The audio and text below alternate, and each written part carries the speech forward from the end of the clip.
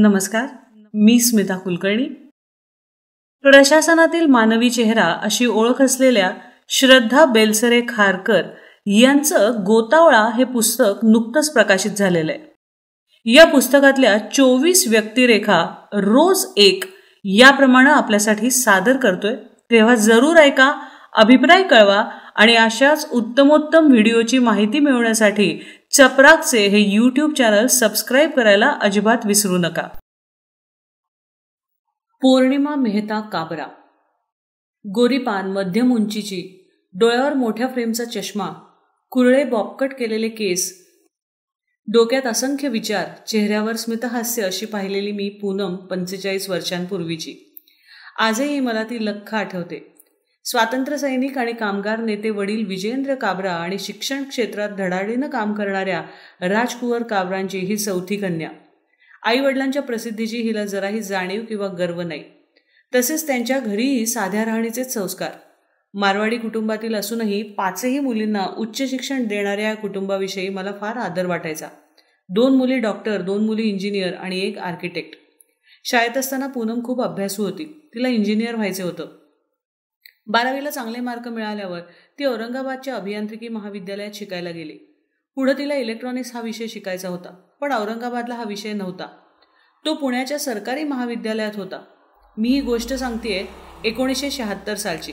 त्यावेळी महाराष्ट्रात फक्त 6 अभियांत्रिकी महाविद्यालय होती. पूनम पुण्याला आली आणि माहेश्वरी मुलींच्या वसतिगृहात राहायला लागली.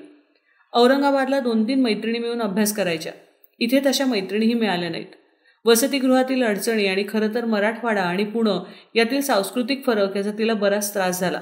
त्यात कॉलेजमध्येही ग्रुप नसल्यानं आलेल्या अडचणी कुणाला विचारायच्या हा प्रश्न होताच. या अडचणी तिनं घरी सांगितल्यावर आई म्हणाली, तू एका विषयात जरी नापास झालीस तरी मी पुन्हा तुला पुण्यात पाठवणार नाही. मात्र ती पहिल्या सत्रात 5ही विषयात नापास झाली.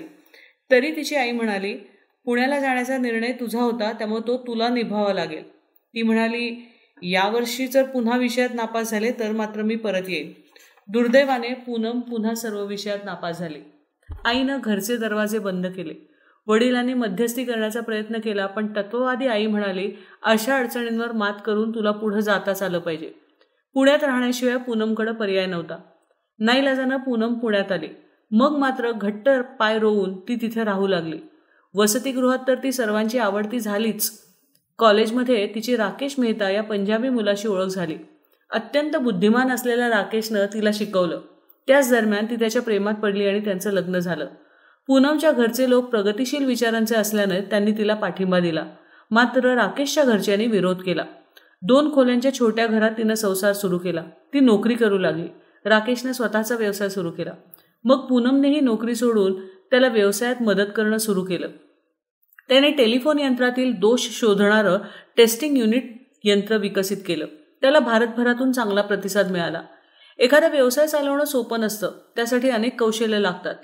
पूनमनं या काळात अकाउंटन्सी, मॅनेजमेंट, एक्साईज अशा अनेक विषयांचे अभ्यासक्रम पूर्ण करून त्या विषयातील कौशल्य आत्मसात केलं.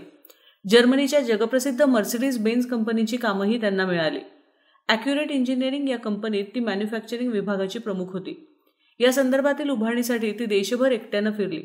5 वर्ष तिनं कॉलेजमध्ये शिकवलं. ती विद्यार्थ्यांची आवडती प्राध्यापिका होती. हे सगळं चालू असताना तिची सामाजिक कामंही सुरू होती. तिला लहान मुलांना शिकवायला खूप आवडतं. तिच्या लहान मुलीबरोबर अजून 1-2 मुलांचा ती अभ्यास घ्यायची. त्यात मेघालयातून आलेला एक मुलगा होता. एकदा ती त्याच्या वसतिगृहात गेली. तिथली जेवणाची व्यवस्था चांगली नव्हती. त्यावर तिनं नाराजी व्यक्त केल्यावर तिथले व्यवस्थापक म्हणाले, इथे जे खानावळीची व्यवस्था बघतात त्यांना इतकंच जमतं. जर तुम्ही यापेक्षा चांगलं काम करू शकणार असाल तर तुम्हीच हे वसतिगृह चालवा. अशा पद्धतीनं वसतिगृहाचं काम तिच्याकडे आलं. पुढे मुलींसाठी वेगळी वसतिगृह काढण्यात आली.